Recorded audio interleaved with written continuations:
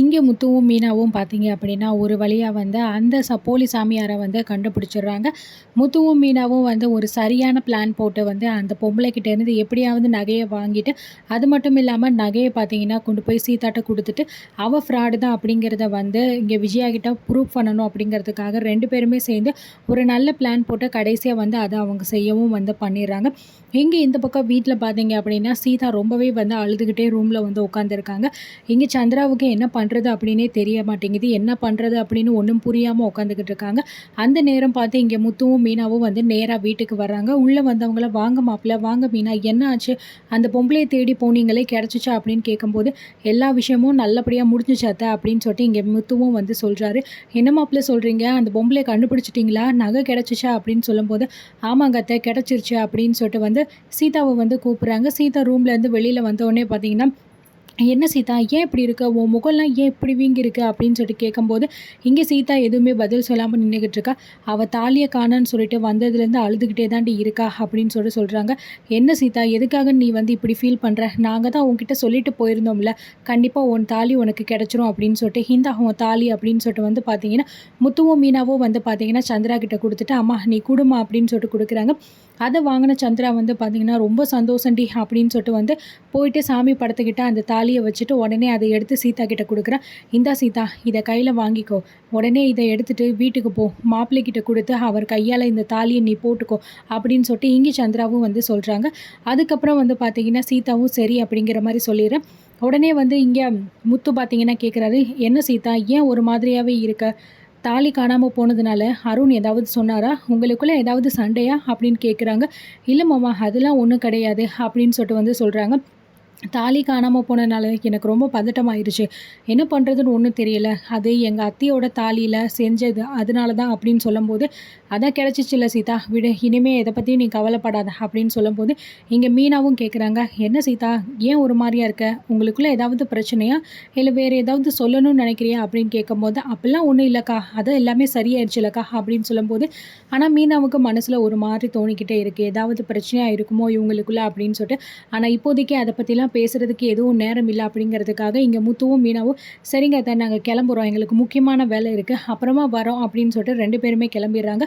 உடனே இங்கே சந்திராவும் பார்த்தீங்கன்னா, ஹே நீயும் வீட்டுக்கு கிளம்புடி, போய் மாப்பிள்ளைக்கிட்ட தாலி கிடச்சிருச்சு அப்படிங்கிற விஷயத்த சொல்லிவிட்டு அவர் கையால் இந்த தாலியை போட்டுக்கொடி அப்படின்னு சொல்லிட்டு சொல்கிறாங்க.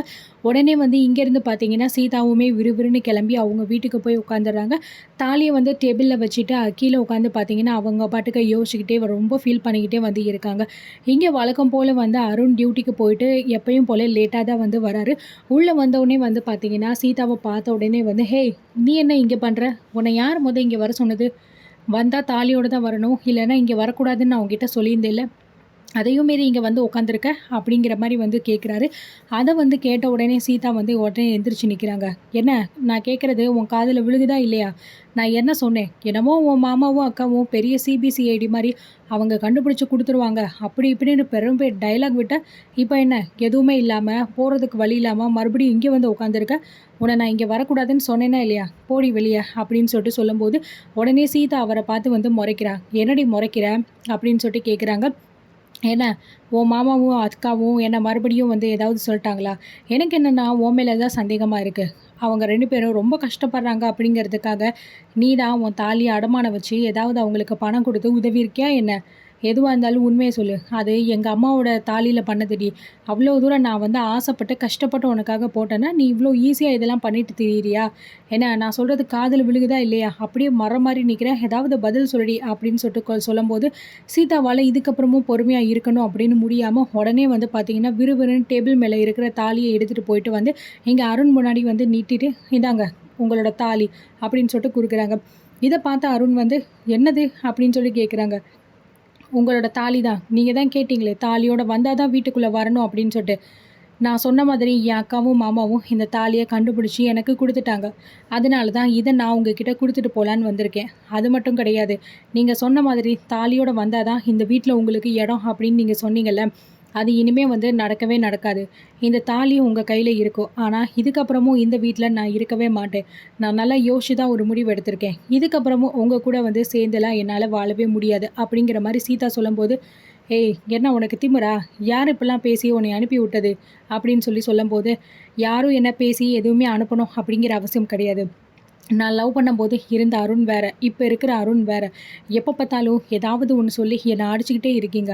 நானும் எவ்வளோ தான் பொறுமையா இருக்க முடியும்? எல்லாத்துக்கும் ஒரு அளவு அப்படிங்கிறது இருக்கு. இவ்வளோ நாள் இந்த விஷயம் எதுவுமே வந்து எங்க அம்மாவுக்கோ, எங்க அக்கா, மாமாவுக்கோ தெரியக்கூடாது. தெரிஞ்சா பிரச்சனை ஆயிருமே! என்ன நெனச்சு அவங்க ஏதாவது ஃபீல் பண்ணுவாங்களோ! அப்படின்னு நெனச்சு நான் எதையுமே சொல்லாம விட்டுட்டேன். ஆனா இப்போ நீங்க ரொம்ப வந்து அதிகமா பேச ஆரம்பிச்சுட்டீங்க. தாலியோட வந்தா தான் வீட்டுக்குள்ள வரணும் அப்படின்னு நீங்க சட்டம் போடுறீங்க. இது மட்டும் இல்லாம என் அக்காவ பார்க்கக்கூடாது, என் அம்மாவ பார்க்கக்கூடாது, தம்பிய பார்க்கக்கூடாது அப்படின்னு சொல்லிட்டு போணும்னா உங்ககிட்ட பெர்மிஷன் கேட்டு தான் போணும் அப்படின்னு சொல்ற அளவுக்கு நீங்க வந்துட்டீங்கல்ல. இதுக்கப்புறமுமே நான் உங்க கூட சேர்ந்து இந்த வீட்ல இருந்தேன் அப்படின்னா, கண்டிப்பா எனக்கு அது மரியாதையாவே இருக்காது. அது மட்டும் இல்லாம நீங்க லவ் பண்ணப்போ நல்லா புரிஞ்சுக்கிட்டீங்க.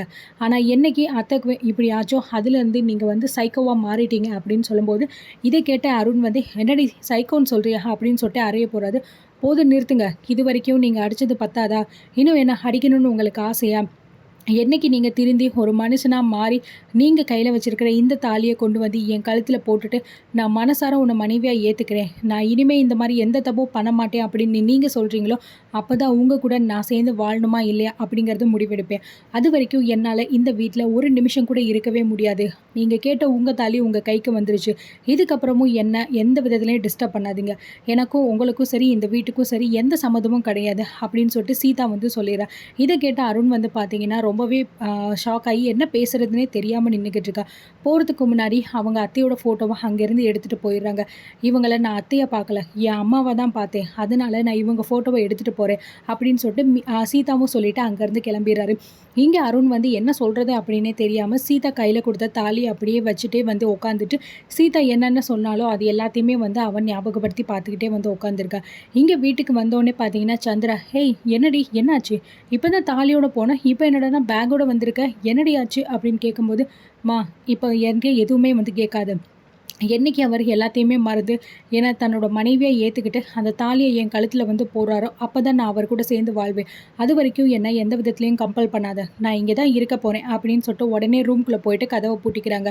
இத பார்த்து சந்திராவுக்கு ரொம்பவே வந்து பார்த்தீங்கன்னா, ஷாக் ஆகி ஒரே படபடப்பா ஆயிருது. என்ன இவ இப்படிலாம் சொல்லிட்டு போறாளே! என்ன ஆச்சுன்னு தெரியலையே! மாப்பிள்ளைக்கும் இவளுக்கும் ஏதாவது பிரச்சனையா இருக்குமோ?